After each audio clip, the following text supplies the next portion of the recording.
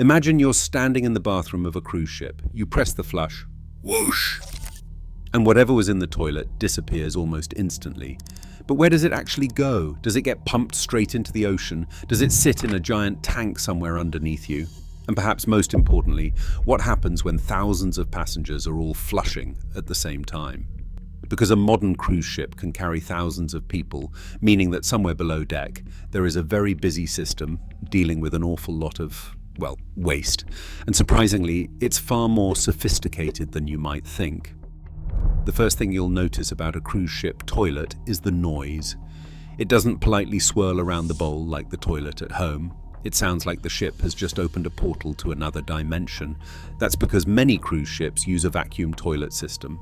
Instead of relying on a huge amount of water to push waste through the pipes, the system uses suction to pull it away. This means the toilet can use dramatically less water than a conventional household toilet. And that's incredibly important when you're floating in the middle of the ocean with thousands of people on board. But that waste doesn't simply vanish. It begins a journey through the ship. And that's where things get interesting. Once you flush, the vacuum system pulls the waste through dedicated pipes towards the ship's wastewater treatment system. And there are actually different types of wastewater on board. There's black water, which primarily comes from toilets. Then there's grey water, which comes from things like showers, sinks, laundry, and kitchens.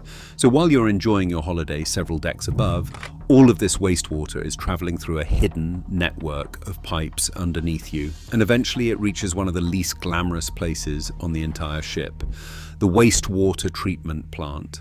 Because cruise ships can't simply rely on a sewer system like a city can, they're basically floating cities.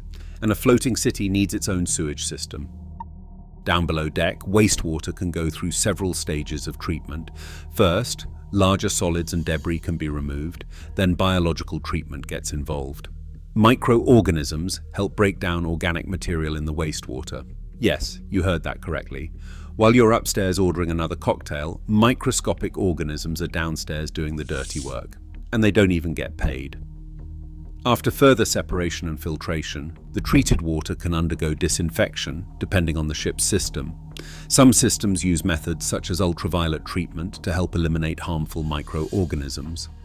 By this point, what started in your toilet has been through a surprisingly sophisticated process.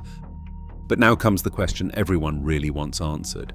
After all that treatment, does it actually get dumped into the ocean? The answer is more complicated than simply saying yes or no. Cruise ships operate under international and local environmental regulations governing sewage discharge. The rules can depend on where the ship is, what type of wastewater is being discharged, and how it has been treated. In some circumstances, properly treated wastewater can be discharged at sea. In other situations, wastewater may have to be retained on board until the ship reaches an appropriate port. So no, your toilet isn't connected to a giant pipe that simply opens whenever you flush. There is an entire treatment and storage system between you and the ocean, which is probably reassuring, because otherwise your relaxing cruise could become considerably less relaxing. But sewage isn't the only waste problem on board, because thousands of people generate something else in enormous quantities: rubbish.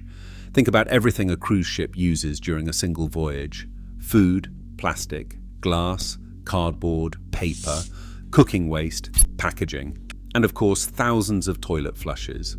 All of this has to be managed.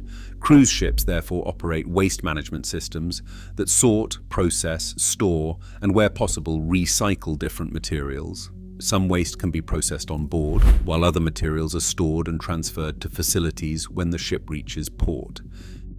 And when you think about it, the whole thing is pretty remarkable. A cruise ship is essentially a floating city traveling thousands of miles from land. It needs its own power station, its own water systems, its own sewage treatment, its own waste management, and all of it has to keep working while the entire city is moving through the ocean. So the next time you're standing in a cruise ship bathroom and hear that terrifying whoosh, remember that your toilet waste isn't simply disappearing. It's beginning a journey through pipes, pumps, treatment systems, and storage tanks before eventually reaching its final destination.